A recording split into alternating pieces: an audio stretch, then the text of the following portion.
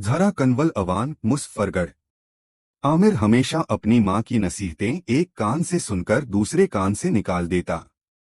घर के सारे लोग उसकी इस आदत से बहुत परेशान थे। वह घर की सारी जमा पूंजी अपनी नशे की बुरी आदत में खर्च कर देता। उसका एक ही भाई था, इमरान, जो बहुत मेहनती था। आमिर के पिता 3 साल पहले निधन हो गए थे।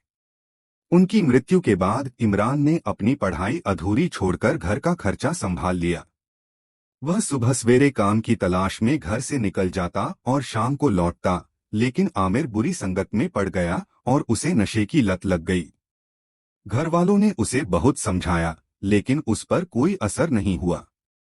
उसके दोस्त उसे उसके घर वालों के खिलाफ भड़काते थे और वह उनकी बातों में आ जाता। एक दिन आमिर नशा करके देर रात घर पहुंचा और चिल्लाकर अपनी माँ से खाना मांगने लगा। इस पर उसकी माँ ने कहा, आमिर बेटा, घर में खाने को कुछ भी नहीं है। यह सुनकर आमिर गुस्से से पागल हो गया, क्योंकि उसे बहुत भूख लगी थी। वह अपनी माँ को चिल्ला चिल्लाकर बुरा-भला कहने लगा। इमरान ने उसे रोका, लेकिन उसने किसी की नहीं सुनी। गुस्से में इमरान ने उसे थप्पड़ मार दिया। यह सब देखकर उनकी माँ फूट फूट कर रोने लगी।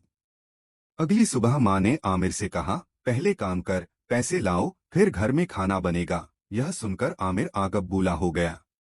उसने अपनी माँ को धक्का देकर वहां से बाहर चला गया। जब वह अपने दोस्तों के पास पहुंचा, तो पैसे न होने के कारण उसके दोस्तों ने उससे झगड़ा किया और उसे इतना मारा कि वह घायल होकर जमीन पर गिर पड़ा। वह गली में बेहोश पड़ा हुआ था। उसी समय चाचा करमदाद वहां से गुजर रहे थे। उन्होंने आमिर को इस हालत में देखा और उसे अस्पताल ले गए। वहां से उन्होंने आमिर की मां को खबर दी, तो वह बहुत परेशान हो गईं।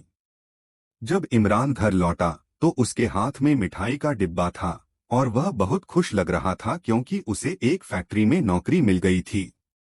उसकी मां बहुत खुश हुई, लेकिन जब इमरान को आमिर की हालत का पता चला, तो वह बहुत परेशान हो गया। अब आमिर को अपनी बुरी आदतों और बुरे व्यवहार की सजा मिल चुकी थी। वह अभी भी कमजोरी महसूस कर रहा था। उसने अपनी मां से अपने बुरे व्यवहार और बुरी संगत के लिए माफी मांगी। उसकी मां ने उसे माफ कर दिया। कुछ दिनों बाद आमिर ने एक सरकारी स्कूल में दाखिला ले लिया। अब आमिर दिल लगाकर पढ़ाई करने लगा। समय के साथ उनके घरेलू हालात बेहतर हो गए।